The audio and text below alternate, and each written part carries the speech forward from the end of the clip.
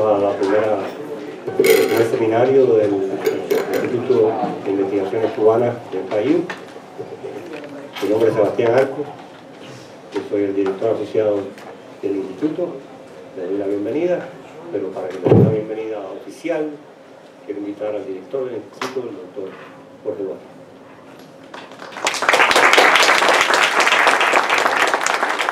Muy buenas noches a todos, bienvenidos nuevamente. Solamente dos palabras sobre el evento que vamos a presenciar en unos minutos. Primero, queríamos hacer hincapié en la participación de distintos sectores sociales y políticos dentro del movimiento de oposición al gobierno de Batista en los años 50. Nos parecía pertinente hacer esto porque gran parte de la historiografía sobre la origina de la Revolución Cubana pone énfasis en la guerrilla, en lo que se ha llamado la sierra versus el llano.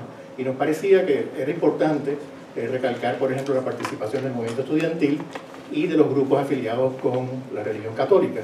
Y qué mejor oportunidad para hacer eso que discutiendo el tema de hoy, que es el papel de José Antonio Echevarría en la lucha insurreccional urbana contra Batista. Para eso hemos reunido un excelente panel. Tenemos dos expertos en historia cubana contemporánea, Javier Figueroa y Lilian Guerra, que se van a presentar en unos minutos por parte de mi compañero Sebastián Arcos, y en ese sentido le damos la bienvenida también a ellos. Y el segundo objetivo de la actividad es reconocer públicamente la generosa aportación de la Fundación José Antonio Echevarría, presidida por Lucy Echevarría, su hermana, que también va a participar en unos momentos.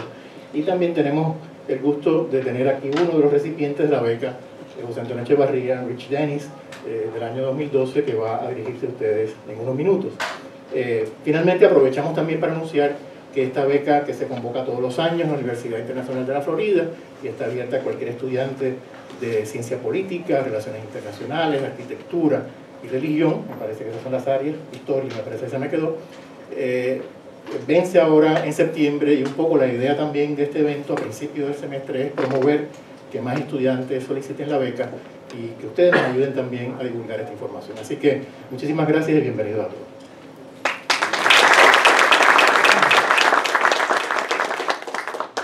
Permítanme presentar a los panelistas, los voy a presentar primero a los cuatro, después vamos a empezar en este mismo orden a hacer las presentaciones.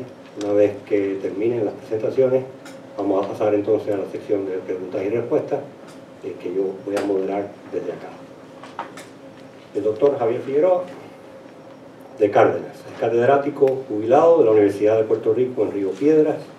Sus investigaciones se han enfocado en la historia contemporánea de Cuba. Es autor del libro El exilio en invierno, Miguel Figueroa y Miranda, Diario del Destierro, del 2008. La doctora Lilian Guerra es catedrática de Historia de Cuba y del Caribe en la Universidad de la Florida. Es autora de numerosos ensayos y 3 libros académicos, entre ellos Visiones del poder en Cuba, Revolución, Redención y Resistencia, 1959-1971, y actualmente disfruta de la beca de investigación de la Fundación Guggenheim, muy prestigiosa. Richard Dennis es un estudiante de posgrado de estudios latinoamericanos en la Universidad de la Florida, especializado en Historia y Estudios del Caribe. Es graduado del Departamento de Políticas y Relaciones Internacionales de acá del PAIU y es uno de los ganadores de la beca José Antonio Echevarría en el año 2002. Lucy Echevarría es la hermana de José Antonio y es además la presidente de la Fundación José Antonio Echevarría. Estudió pedagogía en la Universidad de La Habana y ha sido la fuerza detrás de la fundación y detrás de la creación de la beca José Antonio Echevarría, que se anunció anteriormente y que ya ha beneficiado a 5 estudiantes del país consecutivamente y que esperamos beneficie a muchísimos más. Sin más, quiero darle la palabra al primer panelista, doctor Figueroa. Pueden presentar desde el asiento, los micrófonos están activos, o desde acá, como prefieran. Adelante. Es la costumbre de un profesor. Buenas noches y muchas gracias por la presencia y gracias al Instituto por la investigación. Muchas gracias a mi antiguo colega faenas en la querida Universidad de Puerto Rico, Jorge Duani, por la invitación. Como tengo un espacio de tiempo limitado para hacer mi presentación, he decidido concentrarme en algunos puntos relacionados con la historia del movimiento insurreccional que se opuso al gobierno de Fulgencio Batista durante el periodo de tiempo comprendido entre los años de 1952 y 1958. Mi intención en la noche de hoy es ayudar a comprender lo que yo considero como elementos esenciales de esa historia, a la vez que provoco, espero, la reflexión y el debate. Por eso he titulado mi trabajo Apuntes sobre el movimiento insurreccional cubano 1952-1958. Confío que más adelante se puedan ampliar estos puntos u otros que haya dejado fuera de la exposición. El 10 de marzo de 1952, Fulgencio Batista y sus socios conspiradores ejecutaron con éxito un golpe de Estado que desactiva el mecanismo constitucional puesto en marcha en 1940 e instauran un régimen dictatorial en el gobierno de la República de Cuba. Con este golpe se abrieron las puertas para que la política cubana comenzara a transitar por cauces irregulares a los sugeridos por el suspendido orden constitucional. Dadas las condiciones históricas que incidían con fuerza en la vida cubana de aquellos tiempos, por ejemplo, la tradición de violencia y lucha armada,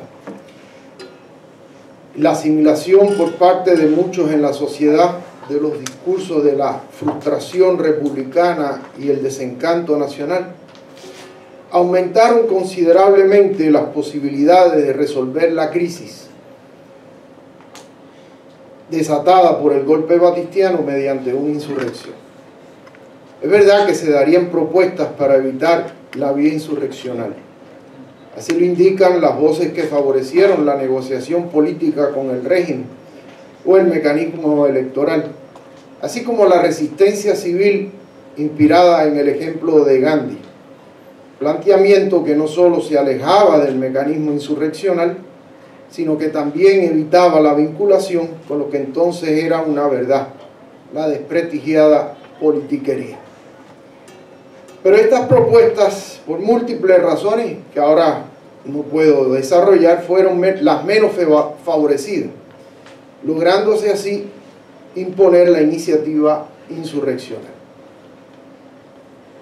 La vía insurreccional será apoyada por varios de los sectores que componían la oposición al régimen presidido por Fulgencio Batista. Por mencionar solo a los principales, se pueden destacar la Organización Auténtica, impulsada por el depuesto presidente Carlos Prío, el Directorio Revolucionario, constituido sobre todo por estudiantes de la Universidad de La Habana, y el Movimiento 26 de Julio, que fundase Fidel Castro meses después de protagonizar el ataque al cuartel Moncada y de su excarcelación en 1955. De todos estos grupos, el que llegará al final del proceso insurreccional como el movimiento políticamente hegemónico será el 26 de julio. Todos los demás quedarán subordinados u opacados por el grado de poder político que para finales de 1958 ha alcanzado el grupo dirigido por Fidel Castro. Una vez formulada esta afirmación, quedaría una pregunta. ¿Cómo fue posible este fenómeno político? La respuesta que ofreceré es injusta, ya que simplificaré lo que es un proceso complejo en el que intervienen múltiples variables. Y solo a manera de introducción les propongo el comentario del comandante Manuel Piñeiro, Barbarroja, que recoge la historiadora Julia Zweig en su libro sobre la historia de la insurrección contra Batista. La batalla por el futuro de Cuba, le decía Piñeiro a Julia Zweig, era una lucha de poder, tanto contra la dictadura de Batista como dentro de la oposición. Eso sí, es justo reconocer que de todos los grupos que se enfrentaron a Batista mediante la vía insurreccional, el que más activo estuvo en lo que pudiera considerarse como la primera etapa de esa historia, es decir, entre los años 55 hasta 1957, es el Directorio Revolucionario. Se ha afirmado, y con razón, que gracias al directorio se mantuvo el ambiente insurreccional que poco a poco irá erosionando el control de Batista sobre el Estado cubano.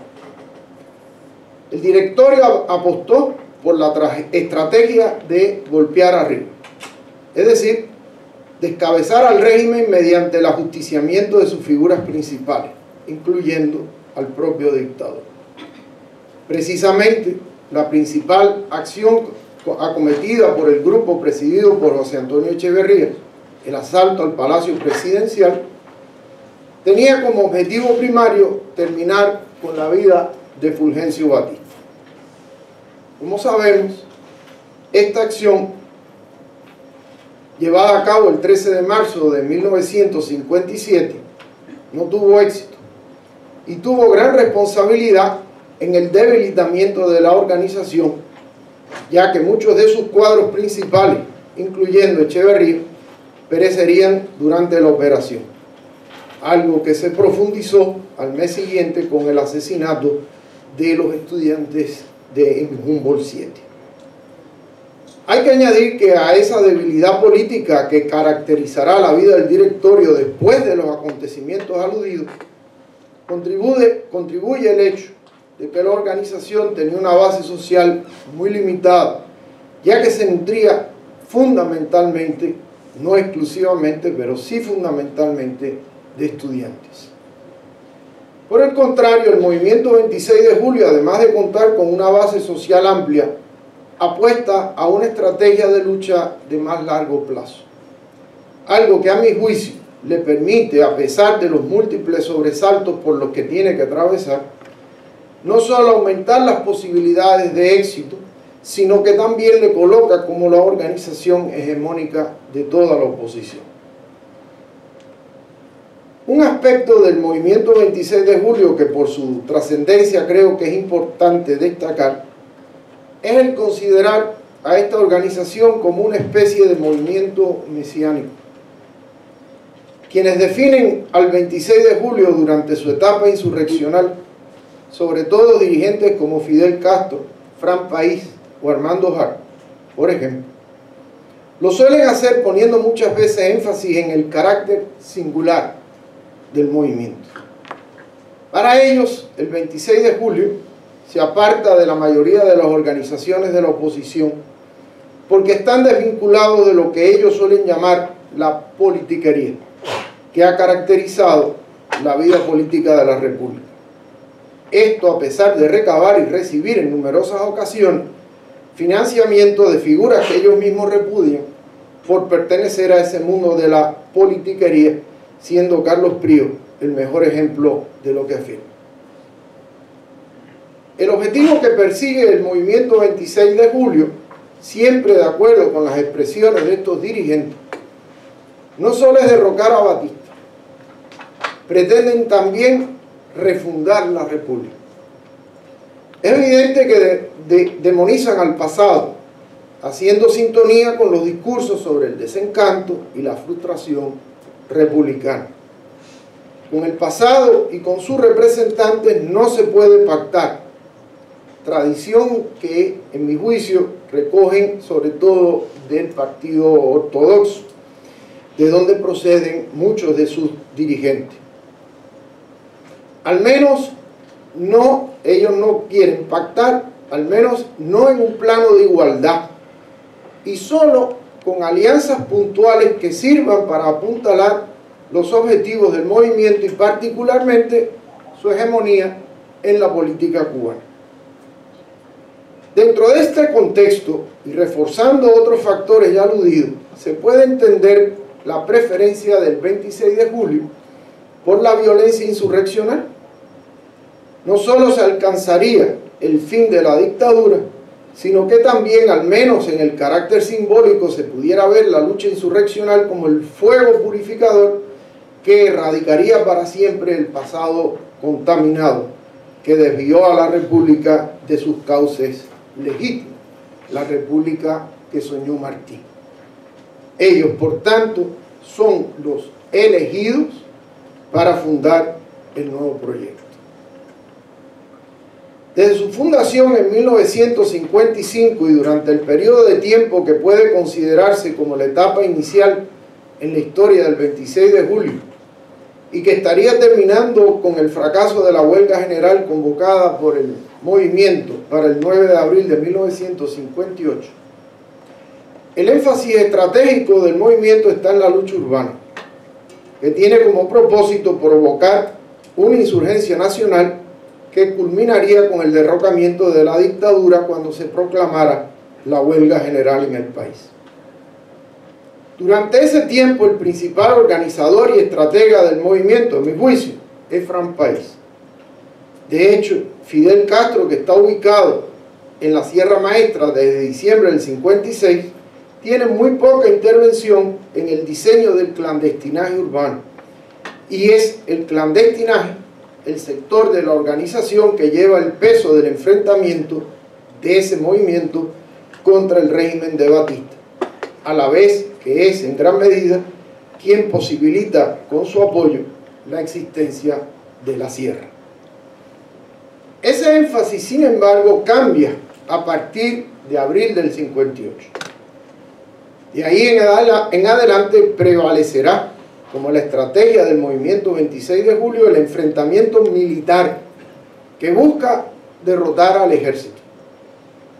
Desde esta noción estratégica se asume, entre otras cosas, el aumento en el apoyo popular hacia la gestión del movimiento en su enfrentamiento contra Batista. Y siguiendo la declaración de Piñero que cité al principio, también se busca el desplazamiento de otros grupos de oposición hacia posiciones de menor poder político.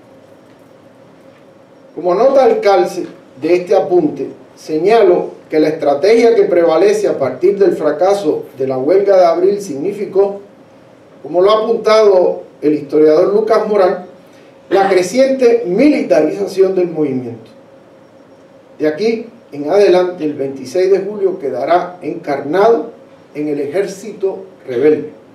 Y el triunfo sobre la dictadura será sobre todo un triunfo militar. Se ha debatido extensamente sobre el desplazamiento estratégico dentro del movimiento 26 de julio. Desde mi perspectiva, creo que el fenómeno fue consecuencia del descalabro que sufrió el sector del Llano del 26, a partir de dos hechos importantes: la muerte de Fran Páez el 30 de julio del 57 y la represión que desató Batista sobre el clandestinaje, que se expuso de manera imprudente ese clandestinaje al convocar la desatinada huelga de abril. Diezmado el Llano, el 26 de julio solo le quedaba la sierra, y es entonces por defecto que el énfasis descansará en el posible triunfo de la guerrilla, en aquel momento con pocos hombres y mal armada, además de estar acusada por la oposición. Otra nota adicional a este comentario: como parte de ese desplazamiento se tomó una decisión que igualmente tendrá consecuencias a largo plazo. Se centralizó el mando dentro del 26 de julio y Fidel Castro fue reconocido como el comandante en jefe. De todas las organizaciones insurreccionales, y así lo apuntan Ramón Bonachea y Marta San Martín en su seminal Historia sobre la insurrección, el 26 de julio fue el primer grupo que se da cuenta, y esto es un proceso, el darse cuenta, de que para derrocar a Batista era necesario enfrentarse y vencer al ejército. Y si a esta consideración se le añade la propuesta que hice antes sobre el objetivo que tenía el 26 de refundar la República, entonces se entenderá de por qué se tuvo que hacer evidente para la dirigencia del movimiento la necesidad de derrotar a las Fuerzas Armadas de la República, institución fundamental en el sostenimiento del Estado. Ya en 1957, en Carta Fran País, Fidel Castro afirma que la guerra de guerrilla que lleva a cabo el 26 de julio gestiona en las montañas de Oriente, que ellos gestionan en las montañas de Oriente, era el eje de la solución política cubana. De igual forma, en el documento de ruptura con la Junta de Liberación creada en Miami a finales de 1957, se expone la intención del movimiento de reorganizar las Fuerzas Armadas después del triunfo contra Batista. Por las razones que sean, hay que afirmar que la estrategia del enfrentamiento militar tuvo éxito desde la perspectiva del movimiento 26 de julio. No solo porque mediante ella se logró el final de la dictadura de Batista, sino que también se consiguió colocar al 26 en una posición de hegemonía política sobre los demás grupos de oposición. Algo que le permitirá tener una gran ventaja a la hora de dirigir el futuro de la sociedad cubana. Una última consideración. ¿Qué relación existió entre el movimiento insurreccional y el conjunto de la sociedad cubana? Antes que nada, hay que afirmar que el derrocamiento del régimen conducido por Fulgencio Batista fue la consecuencia de la participación general de múltiples sectores sociales. Es verdad que desde modos diferentes de enfrentarse a la dictadura y con objetivos variados. A la misma vez, también se puede afirmar que la inserción de estos sectores e individuos al proceso de oposición fue gradual, es decir, que no todo el que terminó repudiando al régimen de Batista asumió esa posición desde que éste llegó al poder en marzo del 52. Dicho esto, quiero hacer énfasis sobre un asunto al que, desde mi punto de vista, se suele aludir muchas veces de manera tangencial, pero sobre el que rara vez se hace una reflexión. Me refiero a cómo los movimientos insurreccionales utilizaron la violencia como un modo de movilizar a la población.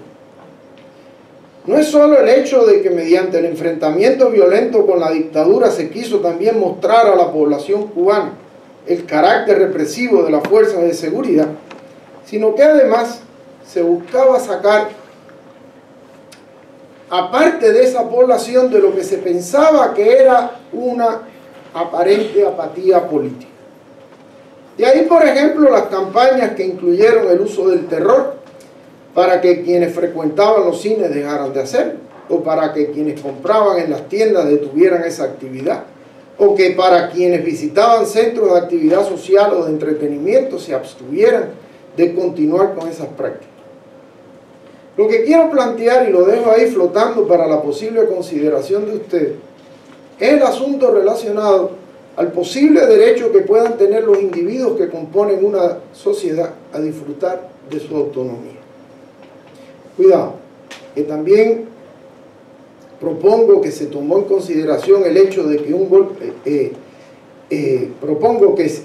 se tome en consideración el hecho de que un golpe de Estado como el que se dio el 10 de marzo pueda ser considerado como atentatorio contra esa supuesta autonomía a la que hago referencia. Pero como el énfasis de este panel es la insurrección, no puedo dejar de compartir con ustedes un asunto que me llamó la atención cuando preparaba estos apuntes. Es posible que para muchos de ustedes esta cuestión no sea problemática, y yo lo respetaría con toda la seriedad que se merece. Pero se me ocurrió que quizás sea digno de considerar en un momento que reflexionamos sobre la historia de un proceso insurreccional, esa relación. Y con esto termino y doy las gracias.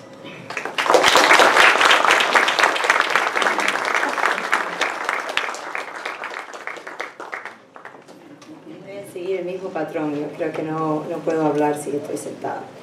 Quisiera expresar mi agradecimiento a Jorge Duani, al Cuban Research Institute y muy especialmente a la familia Echeverría por haberme invitado a este evento. Esta ponencia se titula ¿Quién es José Antonio Echeverría? En marzo de 2009 tuve el honor y placer de entrevistar a Lucy y Sinforiano Echeverría Bianchi como parte de un equipo fílmico dirigido por Glenn Gephardt. Tenía doble fin de crear un documental para PBS, que debía estrenarse, si Dios quiere, este enero aquí en Miami, para PBS, sobre la lucha contra Batista menos conocida, ¿no? Y a su vez tenía también el objetivo de depositar en el archivo de la Universidad de Yale, donde yo trabajaba en esos momentos, esa historia oral, ¿no? O sea, la historia oral que estábamos tratando de crear a través de estas entrevistas y otras. Como historiadora, yo indago no solo sobre los hechos y las experiencias humanas, sino sobre la forma en que los protagonistas del pasado reconstruyen esos hechos y experiencias de manera evolutiva, según los intereses del momento y muchas veces mediadas por conveniencias políticas. Por lo tanto, conversé mucho con los hermanos de José Antonio sobre la forma en que el gobierno de Fidel Castro utilizaba la figura de él. Desde sus primeros momentos, el gobierno revolucionario trató de robarse el significado y la relevancia del 13 de marzo, rindiéndole homenaje a José Antonio Echeverría en esa fecha, pero siempre de forma rara y abstracta. Durante la primera década de la revolución, los homenajes, que siempre culminaban con discursos de Fidel Castro en la escalinata de la Universidad de La Habana, representaban oportunidades para promover las políticas educativas del Estado comunista. Tales homenajes tenían como fin dar la impresión de que José Antonio Echeverría las hubiera respaldado y que las había inspirado por su mera condición de estudiante ejemplar, sin mencionar, obviamente, su graduación de una escuela marista, su activismo en la Juventud Católica cubana antes de llegar a la universidad. Dado el carácter ideológico del sistema educativo del gobierno y su metodología abierta de adoctrinar a los jóvenes, no podría ser de otra forma. No obstante, lo que me fascinaba particularmente de estos actos de homenajes oficiales, especialmente en los discursos de Fidel Castro, era la ausencia total de José Antonio, sus ideas escritas y publicadas.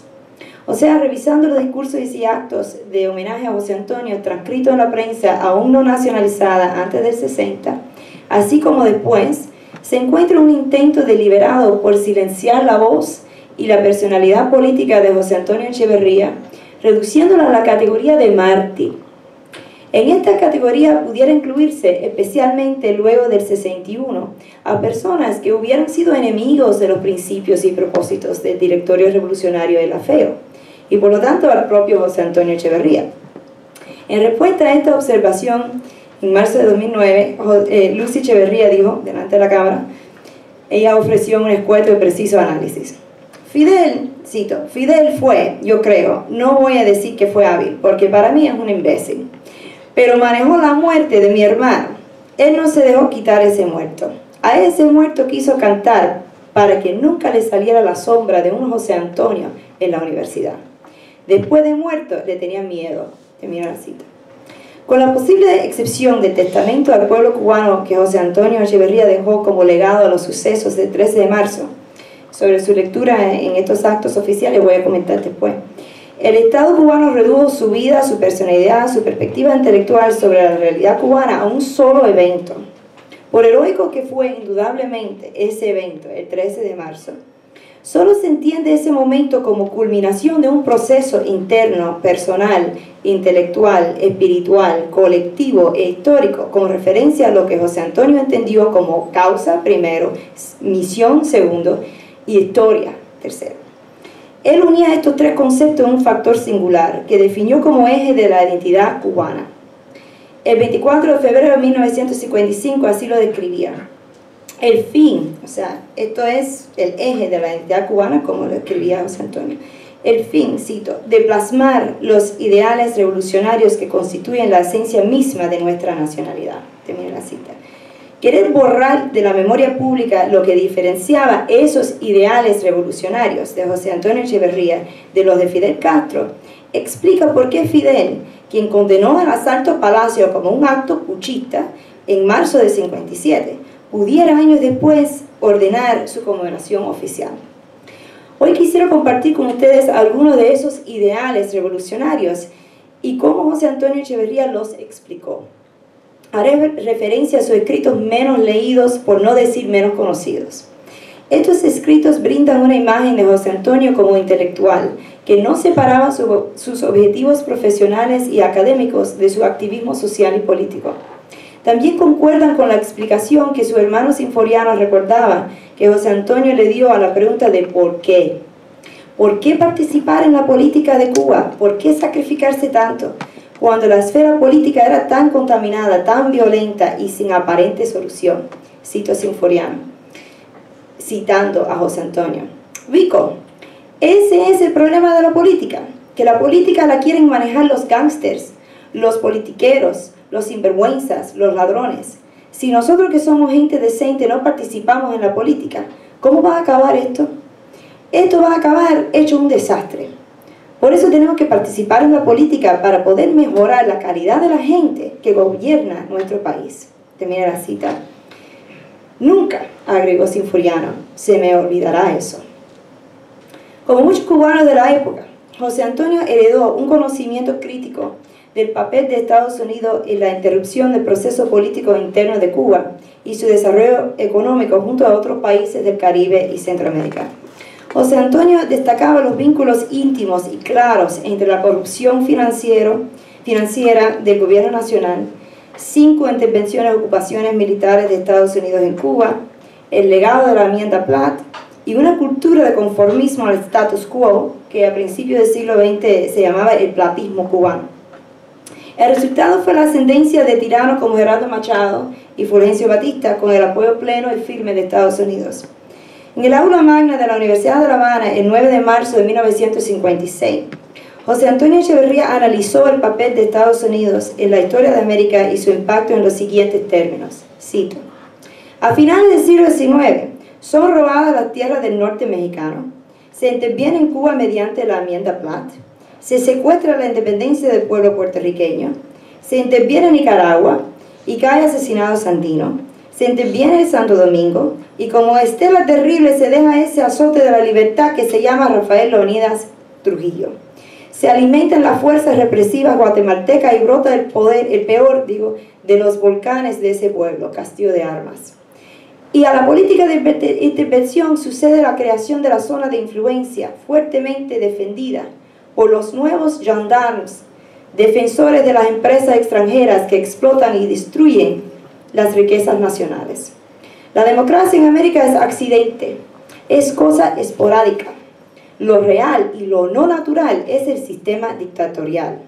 Quien pelea en Cuba por la libertad está peleando contra cualquier dictadura de América y si a la vez es genuino revolucionario, lo está haciendo también contra el coloniaje y demás vicios estereotipados en el suelo americano. Termino la cita.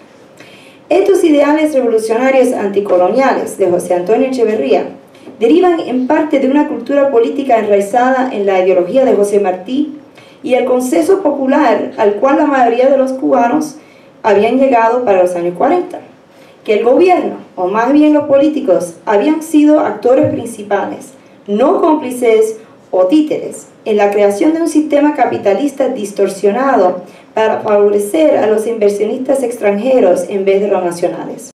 La culpa principal por las oportunidades perdidas, en otras palabras, la tenían los gobernantes cubanos y no el extranjero.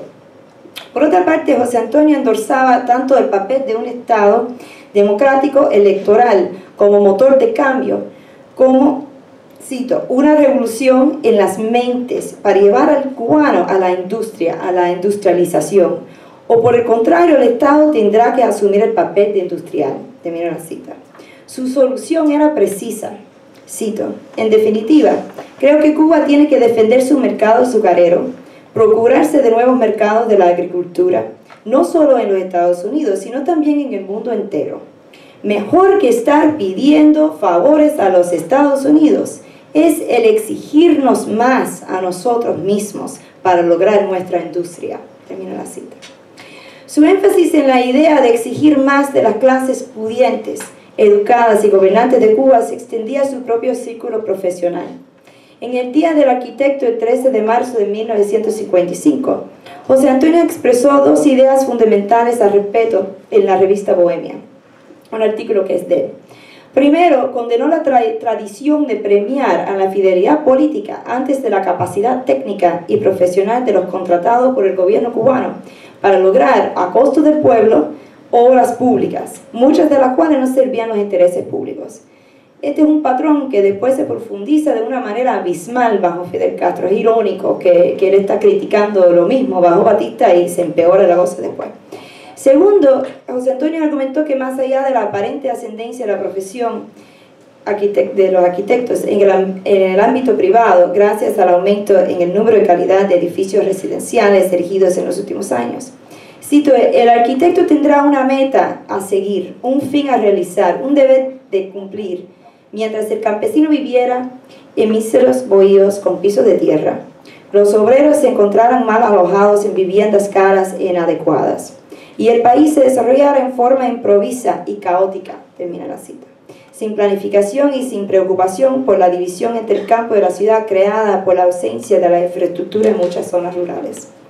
Posiblemente el mejor ejemplo de la unidad del pensamiento crítico de José Antonio Echeverría, visión moral, dedicación profesional y análisis de la historia, se ve a inicios de enero 55, cuando José Antonio, siendo presidente de la FEO y a la vez arquitecto en formación, tomó como suya la batalla de luchar contra un proyecto gigantesco y ya casi completamente olvidado de crear en Cuba un canal llamado la Vía Cuba.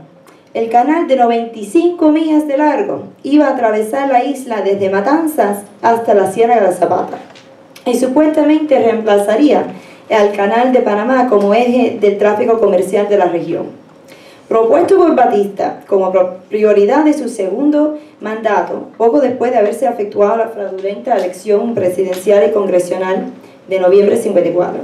El costo del canal se estimaba en no menos de $500 millones, una suma extraordinaria para esa época. La respuesta de José Antonio Echeverría combinó denuncias discursivas con manifestación pública encabezada por la FEO. De inmediato, José Antonio reconoció que construir un canal en Cuba con dinero de inversión extranjera, porque de otra forma no se iba a llegar, a lograr, representaba nada más que una maniobra de Batista de reproducir las condiciones geopolíticas necesarias para garantizar el apoyo militar, económico y moral de este país, de Estados Unidos, a su propio gobierno. Al igual que había hecho Estados Unidos desde 1912 con el Canal de Panamá, y los muchos proyectos de canal planteados por los gobiernos de Nicaragua desde mediados del siglo XIX. Cito, el llamado canal Vía Cuba constituye una agresión directa a nuestra soberanía, termino la cita, resumió José Antonio Echeverría en las páginas de la revista Bohemia. Para mostrar la oposición popular al proyecto, también anunció que la FEO organizaría una protesta pública al pie del monumento a José Martí en el Parque Central el 28 de enero, fecha de su natalicio. A pesar de tener a su disposición el voto de un Congreso completamente agradecido, el hecho que se haya caído este proyecto del canal de los planes de Batista en gran medida se debe a los esfuerzos de la FEO, especialmente su presidente, por desenmascarar sus verdaderos propósitos y inevitables resultados destructivos. Fue una batalla mínima tal vez, pero de mucha importancia en su repercusión porque mostró la capacidad del pueblo cubano para frenar la maquinaria estatal del dictador. Obviamente, antes y después del proyecto del canal, José Antonio tuvo muy en cuenta que ni discurso político ni acto público iba a lograr el derrocamiento del tirano. Tan temprano como diciembre de 54 declaró en foro estudiantil, cito, no ha de creerse que el 10 de marzo se hizo legal el 1 de noviembre con las elecciones falsas. La dictadura sigue siendo ilegal y los regímenes de fuerza solo pueden derrocarse por la fuerza. Claro, la fuerza no es necesariamente militar. Ya lo hemos dicho muchas veces. La revolución no es solamente la insurrección. Termino la cita. Con esta declaración, José Antonio Echeverría expresó con mayor claridad lo que diferenciaría eternamente su visión política y sus ideales revolucionarios de todo lo que representaba e hizo Fidel Castro antes y después del 59. Voy a concluir. El 13 de marzo de 62, la actuación de Fidel en el acto de honor a José Antonio Echeverría simboliza en muchos sentidos esa diferencia. Por tradición ya establecida, el papel y el pensamiento de José Antonio Echeverría en la Revolución Cubana contra Batista se redujo a su muerte y a un solo escrito, su testamento al pueblo cubano, ofrecido en legado 5 años antes. En esta ocasión, el oficial asignado a leer el testamento, siguiendo las instrucciones de los organizadores del acto, saltó 3 líneas críticas. Estas son las líneas, cito: creemos que ha llegado el momento de cumplir. Confiamos en que la pureza de nuestras intenciones nos traiga el favor de Dios para lograr el imperio de la justicia en nuestra patria. Termina la cita. Luego el propio Fidel Castro corrigió y castigó la censura de estas líneas como, cito, cobardía, miseria moral, argumentando que semejante supresión de la historia era una ofensa al, cito, socialismo, comunismo, marxismo. Y entonces, dijo Fidel, tendremos que suprimir los libros de Martí porque Martí no fuera marxista-leninista, porque Martí respondiera al pensamiento revolucionario que cabía en nuestra patria en aquella era. Termina la cita. Pues es irónico, porque en definitiva sí se suprimió la libre lectura de Martí, el libre debate de sus ideas, al igual que la libre lectura del pasado de Cuba, el pensamiento diverso y los ideales revolucionarios de José Antonio Echeverría durante más de 5 décadas de revolución. Este hecho debe de servirnos de evidencia de lo mucho que ganó y también perdió nuestro pueblo.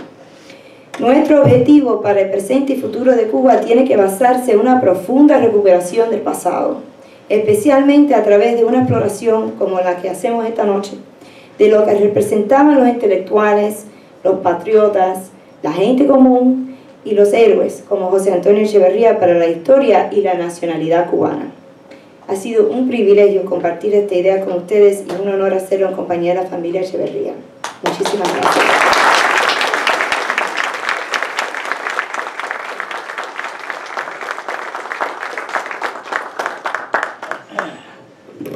Pues yo también me voy a parar. Es un verdadero placer estar aquí con ustedes y le quiero dar las gracias al Instituto y a la Fundación por esta oportunidad. Mis palabras celebran la vida y el legado de José Antonio. Van a ser en inglés, como yo entendí que el evento era bilingüe, pues yo voy a traer la parte en inglés. The body of José Antonio Echeverría lay for over 2 hours on the intersection of 27 de Noviembre y Calle L, near the scene of the place where so many of the passions of his life had played out. The attack on the presidential palace, meant to kill dictator Fulgencio Batista, had failed miserably, and when all was said and done, 34 men had died, and Batista was still in power. Cuba had lost the last best chance to follow a leader that could have, with the force of his personality and fiercelessness, dislodged the dictator and steer Cuba back to democratic rule. But of course, Cubans didn't know that yet.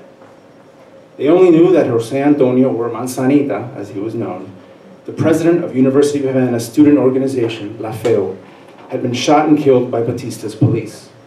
He had fled Radio Hellos, a radio station where he had tried to broadcast the news that the dictator had been assassinated, and he had hoped that this would inspire the Cuban people to seize the moment and begin to work together for a solution that would set the country on a more righteous path.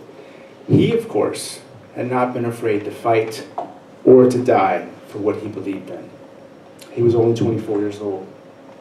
But heroic and brazen though it was, José Antonio's attack on the presidential palace in March of 1957 was only the culmination of a life lived to serve and advance the higher ideals of not only Cuba, but of all of the Americas.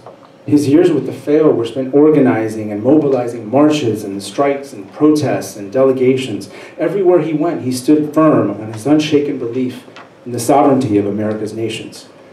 Forged through a combination of his religious faith, commitment to liberty and justice, and the demands of the turbulent times that he lived in, his political philosophy and convictions placed him as a natural heir to José Martí.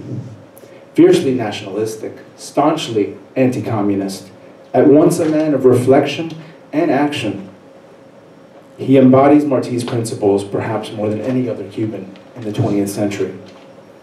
And while the exigencies of the struggle that he led demanded no less, his natural gregariousness and amiability endeared him to the students of the university on his own merit. It's not without a heavy dose of tragic irony that everything from streets to universities in Cuba today bear his name, as if his efforts in the struggle against Batista's tyranny and injustices were but a stepping stone on the road to the totalitarian state that still grips Cuba over half a century after his death. But if that irony is lost on Cuba, then examining what he stood and died for can perhaps reveal the true nature of his man, his values and convictions, and how they nourished and strengthened his struggle for a free and fair Cuba. The first son of Antonio Jesus Echeverría González and Concepción Bianchi Trista came into the world on July 16, 1932 in Cárdenas, also known as La Ciudad Bandera. The family's revolutionary bona fides stemmed from José Antonio's grandparents' resistance to colonialism in the previous century. The honor and significance of these credentials would not be lost on a young José Antonio, and he would be forever proud of them. He was born into a Cuba that was in the midst of the most violent political and social upheaval the Republic had ever seen. Fierce opposition to Gerardo Machado's despotic rule had plunged the country into chaos. The economic depression had eviscerated Cuba's markets for Cuba's sugar, and the lack of economic diversification left the country with no other viable options to grow the economy. The island's destitution and high unemployment aggravated an already charged political climate. Student organizations led the way in their opposition to Machado's dictatorship. And when José Antonio was a year old, Machado fled into exile, and after some fits and starts, the students of the University of Havana formed a coalition with a then unknown military sergeant, Fulgencio Batista. The social agenda they pushed resulted in some very notable accomplishments, but only months later, the student-led part of the coalition was ousted, and Batista became the de facto ruler of a military government under a succession of puppet presidents. Cuba lacked democracy, but gradually the economy began to recover, and a large middle class, indeed one of the largest in Latin America, began to emerge. José Antonio would spend a happy childhood engaged in the youthful pursuits so common to other middle-class boys his age: basketball, football, visits to nearby Varadero. But his joviality and easygoing nature belied an asthmatic condition that would often temper his physical activities and redden his face, a condition that earned him the sobriquet for which he is best known, Manzanita. While these bouts limited his physical abilities, they nonetheless served to inure him to the vicissitudes of life and instill in him a fortitude that would prepare him to meet any challenge. José Antonio's mother inculcated in her 4 children a deep religious faith and devotion that not only introduced a sense of discipline that would serve José Antonio later on, but were also crucial in formulating José Antonio's values. From these values stemmed a worldview that prized integrity, fairness, and liberty. While José Antonio frolicked on the white sand beaches of Varadero and honed his interest in politics by engaging in student activism, such as exhorting the government to make some improvements to his high school, events in Cuba reached another crescendo, this time a promising one. Batista actually legitimized his de facto military rule by winning the 1940 election, a development that seemed to augur well for the prospect of a truly democratic Cuba. Elections were also accompanied by the creation of a new constitution that was perhaps the most progressive one Latin America had ever seen, introducing the 8-hour workday and land rights for peasants. The next 12 years witnessed 3 free and fair elections, and many thought the country was finally solidifying its commitment to democratic rule. But graft and corruption permeated every level of the Cuban political system. The University of Havana became a hotbed of political gangsterism. The reputation for student activism that had proved decisive in the revolution of 1933 had been supplanted by agitators and opportunists who were often no more than thugs. Regular gunfights and daylight assassinations perpetrated by some of these so-called students shocked Cuban society. Because of the autonomy the university enjoyed, these nefarious elements could retreat to the safety and immunity that the institution offered. It was into this environment that José Antonio began his university career in the School of Architecture in 1950. Focused on his studies in sports, the jovial and gregarious José Antonio soon became engaged in the improvement of social conditions and educational opportunities for everyone. A commitment to fairness and social justice infused his early years in the university. His interest in sports continued, as did his devotion to his family and his God. But a life filled with academia and athletics were shaken in the midnight hours of a spring night in March of 1952.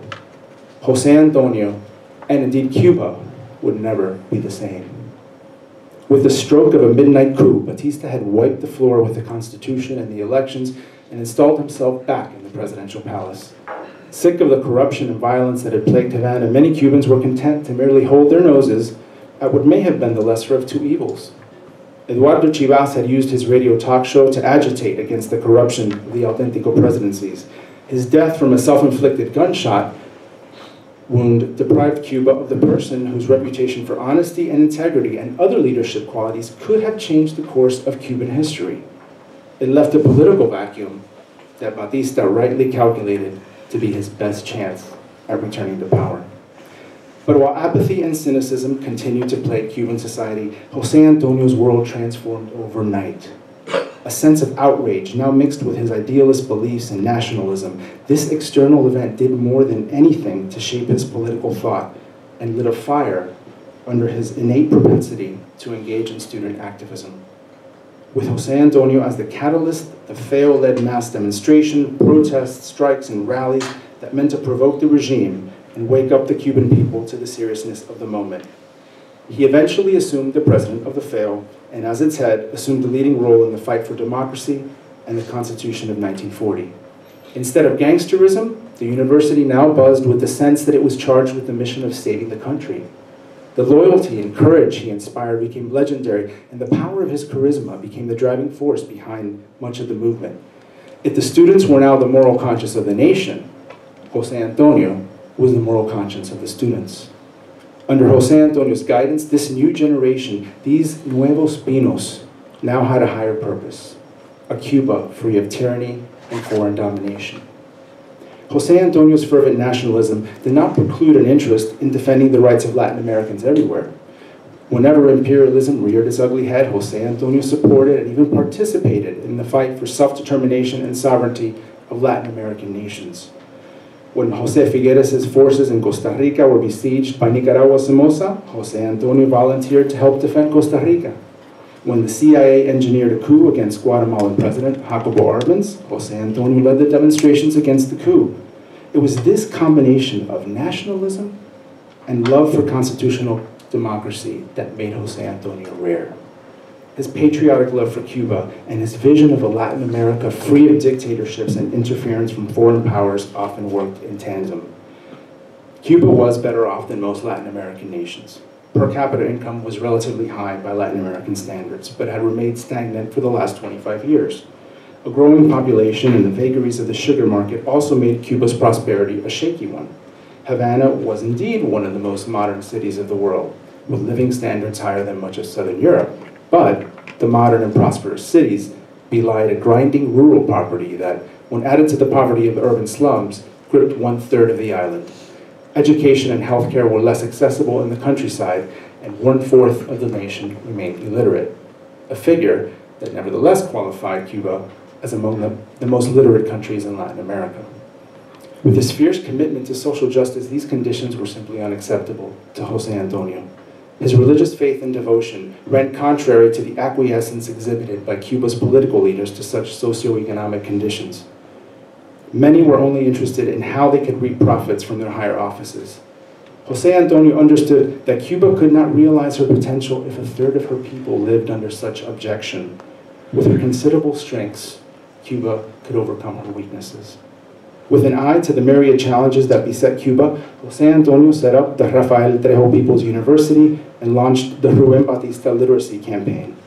Such idealism and the activism that sought to carry out those higher principles ignited a hope that transfigured a generation of students and soon would transfix a nation.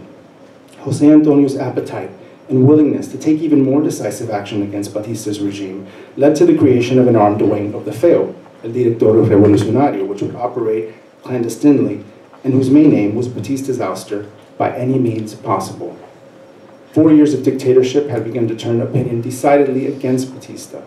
Jose Antonio was well aware of the propitiousness of the moment, and I quote him, "The road ahead is clear so that the Cuban people, through the force of their collective will, can succeed in ending totally and definitively Batista's dictatorship." End quote. Countless arrests and beatings had only deepened Jose Antonio's resolve.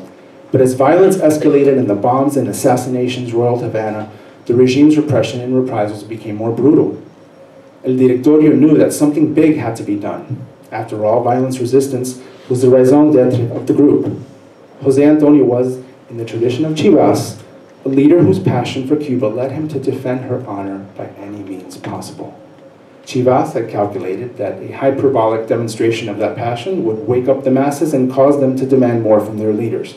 Jose Antonio had calculated that a forceful attack to the head of the dictatorship would release the pent-up frustrations and aspirations that Cubans had for their homeland. There was no need to hide in the mountains. He was not afraid, and neither were his followers. And I quote him, "If we fall, let our blood signal the path to freedom, because either successful or not, our action will lead to a commotion that will help us advance on our way to victory." End quote. And so it is that the plot against Batista was hatched, and the Directorio took a decisive step toward eliminating Batista himself. The opposition could not get their act together. The exiled leaders only wanted back in so that they could continue their perfidy. And the other group with whom the Directorio had formed a marriage of convenience was biding their time in the mountains and waiting for the dirty work to be done in the cities. They well knew that they could avoid blame for any missteps and emerge as the saviors later on. And so it was that Jose Antonio and 33 others lost their lives in the attack on the palace, an ineffable act of bravery that resulted in the ultimate sacrifice of the Cuban Republic itself. There would be other attempts to resolve the political crisis, all of which failed due to the usual intransigence of all the parties. Jose Antonio's attack was the last chance for Cuba to provide a charismatic leader with a loyal following who believed in the causes of liberty and democracy and was not afraid to fight for them. This is what Cuba was left without. This is what happened when Jose Antonio fell on the streets of 27th of November in El that day in March. Cuba lost a leader that aimed to restore its dignity. If Chivas's death had robbed the Republic of a tireless champion who fought for what was right and led the way to Batista and his usurpation of power, then Jose Antonio's death destroyed a last chance to reclaim that tradition and led to Fidel Castro's emergence as the sole leader of the revolution. It was, quite simply, and in spite of further efforts of reconciliation, the death knell of a free Cuba. Jose Antonio's power of example is the head of the student struggle for the restoration of constitutional democracy, the sovereignty of nations, and social justice. It all speaks for itself. But it was perhaps his ability to allow the students to perceive for themselves their own power and their strengths that stands as his most salient quality. For everything that he stood for, it is this innate sensibility and the hope and empowerment that it engendered that most defined his humanity and stands as his strong testament.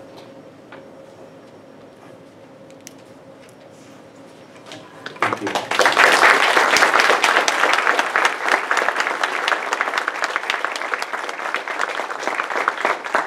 Yo, con permiso de ustedes, me voy a quedar sentada no por ser la más vieja, sino porque tengo ganas de escuchar.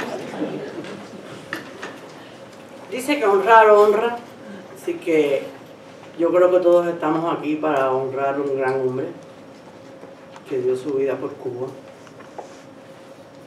Me parece que nosotros al venir a recordarlo, yo principalmente lo que quiero es mostrar la cosa familiar que José Antonio impactó que hizo en su familia. José Antonio fue un muchacho muy alegre, un muchacho siempre estaba sonriendo, fue un hombre, nació líder, ese don se lo dio Dios, y nos los hizo partícipes a todos los de la familia. En mi casa jamás se le dijo a mi hermano, no esto, no. Todo el mundo, empezando por mi madre, lo apoyó. Así que yo voy a hacer un pequeño recuento y después voy a compartir con ustedes partes del discurso de mi hermano José Antonio en el Muelle de Luz, en La Habana, Cuba. Porque José Antonio fue a la insurrección, pero José Antonio trató por todos los medios de que no se derramara sangre en Cuba. José Antonio no era un delincuente ni era un asesino. José Antonio era un hombre de dignidad, de principios y de moral. Porque eso nos lo enseñaron desde que nacimos. Así que con eso voy a tratar de simplificar un poquito porque ya todo el mundo ha hablado más o menos. Mi hermano José Antonio se gradúa en Cárdenas, en el Instituto de Cárdenas, ya en su segunda enseñanza. Y cuando van a ver uno de los primeros cosas que le voy a decir a donde llega él, los muchachos no tenían dinero para pagar un anillo que se les daba a los estudiantes. Y mi hermano trató de hacer un Bataclan, que le decían, una fiesta. Y con eso recaudó dinero para pagarle los anillos a todos los muchachos que no tenían el dinero para pagar ese anillo que era muy famoso cuando uno se graduaba, que le daban el anillo del instituto. Se va para La Habana a estudiar arquitectura porque le gustaba el dibujo, y ya en el año 52 matricula en La Habana. Viene el golpe de Estado cuando Batista asesina a la República de Cuba. Ese día la asesinó.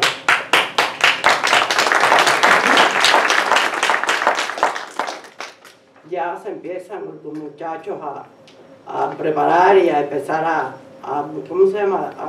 A ver cómo podían tratar de imponer el sistema de nuevo constitucional de Cuba que rompe Batista. Se movilizan, tratan van a celebrar el 27 de noviembre y ya es cuando por primera vez el pueblo ve la cara de José Antonio en un terreno de pelota.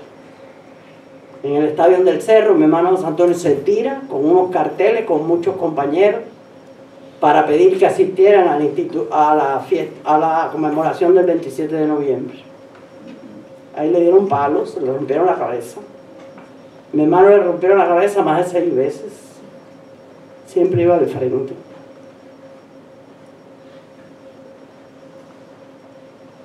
Los escritos que hay de esa época, de ese primer encuentro de José Antonio con el pueblo, son muy lindos. Viene el 15 de enero de 1953, en que muere Rubén Batista Rubio, que es el primer mártir estudiantil. Lo asesinan bajando de la universidad en una manifestación. Del 52 al 53 sale mi hermano José Antonio, vicepresidente de la Escuela de Arquitectura. Yo creo que ahí empezaron los problemas de Castro. Yo no le digo Fidel porque es Castro. Mi hermano ocupó la presidencia de la FEU en 4 oportunidades, por abrumadora mayoría. La única vez que hubo en contra de él y fueron votos cogidos por Osmani Cienfuegos, el comunista, porque desde entonces era comunista. No se fue comunista después de... No era comunista. En la universidad habían comunistas, se fueron quitando. La universidad tenía una autonomía universitaria que la policía no podía entrar, porque la universidad tenía policía propia, que era de ellos. Y fueron votando a todas esas personas. Uno de ellos fue Evaristo Berenero, que era el jefe de la policía de la universidad. Y mi hermano lo saca. Ese hombre se lo aguardó toda su vida. Ya más adelante le diré cuándo se volvió a encontrar con él. Fidel, yo creo que como él nunca llegó a presidente, ni después ni a delegado de la escuela, siempre tenía eso por dentro, muy resentido, un hombre resentido, pero bueno, como dijo el amigo, salió a Costa Rica con otros compañeros a defender al presidente Figueres de una intervención que tenía de Somoza. Ahí mi hermano José Antonio declara en un periódico en Costa Rica que había que tener mucho cuidado mucho cuidado con oponerse a los Estados Unidos, no fuera a hacer que cayeran en un comunismo, que había que combatir las dictaduras, pero no había que fajarse con los Estados Unidos, porque íbamos a caer en un comunismo. Bueno, eso consta en un periódico, el periódico El País de Costa Rica, de la época esa. Sigue el movimiento estudiantil contra la dictadura, se presenta Santa Marta y Lindero, que fue la primera intención de asaltar el palacio, con integrantes del Partido Auténtico y de la AAA. Esto se hizo el 4 de agosto de 1955. Fracasó el intento, se perdieron las armas, muchos compañeros fueron presos, don Santoro, Fructuoso, etc. Mi hermano José Antonio logra salir de eso, dicen que le puso una pistola en la cabeza a uno y le dijo, o muerto o me dejas pasar por ahí. Y se fue. Se lo llevaron a una jaula preso y se escaparon. Abrieron la jaula y se fueron de la jaula. Mi hermano contaba que él había subido una escalera y había llegado allí y estaba que le faltaba el aire. Y le dijo a la señora, una viejita, le dijo, por favor, denme un poco de agua. Y ella le dijo, usted está muy mal, mire, tenga cuidado, que están buscando a un joven de la universidad que dice que ha hecho horrores por él. Y mi hermano le dijo, no. Y entonces ese que lo miró y le dijo, yo creo que es usted. Y él le dijo, no tenga miedo, yo voy a llamar por teléfono y me van a venir a buscar. Y así fue que se fue. Mi hermano lo cogían preso y llegaba a la estación de policía y le decía que le tenían que dar comida a todos los que habían allí. Todos los muchachos lo cogían preso. Y le decían que no había dinero. Mi madre decía, no, el dinero que se están robando de la bolita, vete a buscar medianoche y sándwich porque nosotros vamos a comer. Fue un hombre que no tuvo enemigos, tuvo adversarios, pero siempre dio el frente. Siempre mi hermano dio el frente. Yo, con 11 y 12 años, subí a esa escalinata, la escalinata universitaria no, la del Príncipe, la Loma del Príncipe, para ir a ver a mi hermano que estaba preso. Ya en esa época nos quitaban lo que llevábamos, lo aplastaban así en el piso, delante de mi madre y delante de mí. Sigue el proceso y empiezan, ya después de no funcionar eso de Santa Marta y Lindero, quieren formar el directorio revolucionario. El directorio revolucionario se forma con un brazo armado, porque la FEU no podía hacer esa, y además querían que integrar el directorio con personas que no eran estudiantes. La FEU tenían que ser estudiantes. Esto se empieza a funcionar y se plasma ya en una reunión en casa de Ricardo Bianchi, un primo de mi madre. Allí se reúnen los integrantes del directorio, los que iban a hacer la dirección del directorio. Estaba mi hermano José Antonio, estaba Fructuoso Rodríguez, Jorge Valls, Samuel Becherson, José Vázquez Blanco, René Anillo, Julio García Olivera, Faure Chomón y Joel Hugues. Más adelante se reúnen muchos compañeros más y es que empieza a crecer el directorio. Mi hermano José Antonio es invitado a participar en la SAR, que era la Sociedad de Amigos de la República, dirigida por el veterano don Cosme de la Torre y integrada por todos los expresidentes que había tenido Cuba. Luego yo les voy a poner ese discurso que es muy interesante, porque allí cuando mi hermano empieza a hablar, no querían que hablara él y empezaron desde la tribuna a tirar sillas, de la tribuna abajo, y a gritar, pide Castro, pide Castro. Y ahí se oye clarito cuando mi hermano le dice, no se dejen provocar por los mismos agitadores de siempre. En el año 56, el 25 de abril, muere mi hermano Alfredito. Mi hermano Alfredo, que era nosotros éramos 4, mi hermano Santorio Mayor, mi hermano Sinforiano, mi hermano Alfredito y yo. Muere mi hermano Alfredo en un accidente automovilístico. Mi hermano José Antonio estaba escondido ya, del pueblo de Santa Marta y Lindero. Y no podía entrar en Cárdenas. No lo dejaban entrar al sepelio y al velorio de su hermano. Mi madre tenía a mi hermano, porque mi madre era una mujer de una fe increíble, y de un valor y una fuerza extraordinaria. Mi madre vistió a mi hermano, lo amortajó y lo dejó encima de la cama hasta que mi hermano José Antonio llegara. Y no podía llegar, y no podía llegar.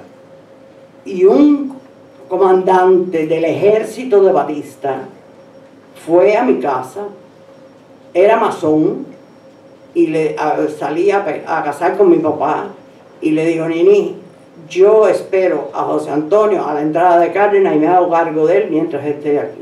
Y así fue que mi hermano pudo entrar, porque no podía entrar.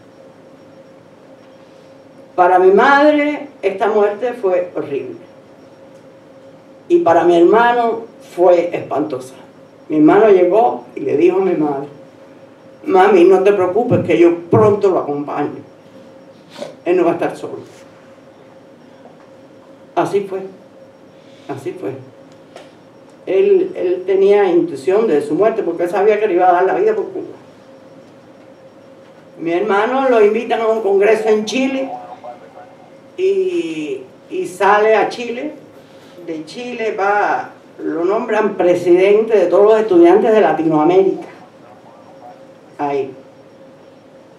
Cuando va de Chile para Ceilán, pasa por México a firmar la Carta de México, la famosa Carta de México. En México se entrevista con Castro y firma a nombre del directorio de la Carta de México, que es así como se llama esta unión de los dos grupos. En ningún momento eran los mismos ideales ni los mismos principios. Era porque era la gente que tenía las armas. Y la persona que espera a mi hermano cuando se va a reunir con Castro es Evaristo Venereo, el comunista que él había votado en la universidad. Más tarde Fidel lo mata en la sierra, a Evaristo Venereo. José Antonio, cumpliendo con el compromiso que había hecho con Castro, que era movilizar la ciudad, mantener activo el movimiento revolucionario ahí, y Castro pues la sierra. Cuando mi hermano vino a firmar la Carta de México, yo le decía a Ñoño, digo: Ñoño, ¿qué hiciste? ¿Estás loco? No, mi hermano, no. A esta hay que bajarlo a tiro a la sierra como nosotros ganemos. No hubo que bajarlo a tiro, bajó solo. Pero después de saber que no había problema ninguno. Muere mi hermano José Antonio, viene el 13 de marzo, muere mi hermano José Antonio. Antes del 13 de marzo, Castro envía un telegrama diciéndole a mi hermano que dónde estaban las acciones de La Habana. Ya mi hermano se sentía, estaban en cuartos, los apartamentos, no podían, mire, estaban descalzos, no podían fumar, no podían hablar, los muchachos acuartelados. Ahora todo el mundo era revolucionario, pero no había dinero ni para pagar esos apartamentos, porque tenía miedo. Ahora hay miedo, también en esa época había miedo, porque mataban también. Y en esa época sí que no había ni celulares, ni internet, no. Ahí lo único que había era el pecho y la dignidad de los hombres. Muere mi hermano y nosotros estábamos en Cárdenas para salir para allá. No había ni un chofer que quisiera manejar para llevarnos a La Habana. Mi hermano no tenía valor para manejar, mi padre tampoco. Un primo nuestro, que ya murió, dijo: yo manejo, y fuimos para La Habana. Cuando llegamos fuimos para la casa de un primo, de Ricardo Bianchi, el primo que les conté antes, y allí llegamos como a las, eso pasó como a las 3, serían como las 8 de la noche. No entregaban el cadáver, en ningún momento quisieron entregarlo. Allí fue Santiago Verde, allí fue el rector Inclán, allí fue Capablanca, todas las gestiones habidas por haber, y no lo querían entregar. Mi hermano muere en el piso desangrado.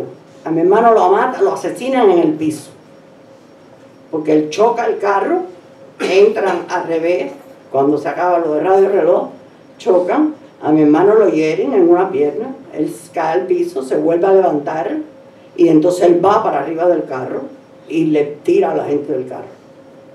Y entonces él cae porque le vuelven a tirar, él cae al piso y ahí lo matan en el piso. Lo matan, que tenía un tiro de aquí a boca de jarro y otro en el corazón.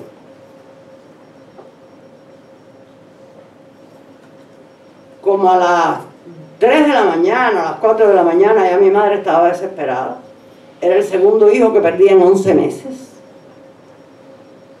No decía nada, lo único que hacía era, con el rosario, María, tuviste a tu hijo, yo en la cruz, yo quiero ver el mío.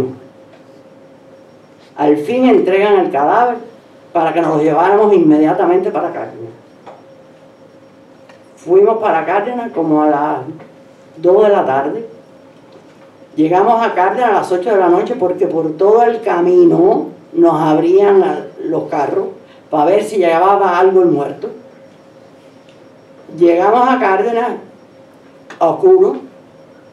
Mi hermano se enterró con las ametralladoras y todas las cosas habidas por haber de todos los militares del gobierno de Batista. Se enterró, descansó, dio su vida por Cuba, descansó, estaba feliz, su cara lo demostraba, estaba feliz, estaba feliz. Viene después ya, sigue el problema, viene el triunfo de la famosa revolución. El 4 de enero entra en nuestra casa como a las 4 de la mañana Rolando Cubela con los muchachos que estaban en el Escambray y ya venía herido, ya sigue después para La Habana. El 7 de enero llegan una gente a mi casa a invitar a mi mamá y a nosotros para que fuéramos a una fiesta que le tenían a Castro que venía al día siguiente. Yo boté a esas personas de mi casa. El 8 de enero llega Fidel a la puerta de mi casa y le dije que se fuera. Que allí no había fiesta, que la fiesta era en casa de otras personas, que fuera para allá. Y como de demagogo al fin me dijo, yo no he venido a ninguna fiesta, yo vine a saludar a tu mamá. Bueno, allí fuimos al cementerio y entonces él me hizo una carta que donde quiera que él estuviera, que yo llegara, porque él quería que yo fuera secretaria de él. Y yo no te cuido. Con los Castro, nada. Nada. Trabajé en el gobierno, trabajé con José Alberto Naranjo Molares, Pepín Naranjo,